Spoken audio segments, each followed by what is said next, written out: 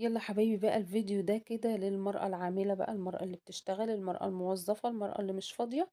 تعمل بقى الفيديو ده هوت كده، تعمله قبل رمضان بيوم او اول يوم رمضان، وبقى ما تعملش بقية رمضان، يبقى معاها وموجود عندها كل يوم لانها هتحتاجه كل يوم. فما تتعبش نفسها وتقعد تعمله. هنا معانا كيلو من السكر، عليه كيلو من المية.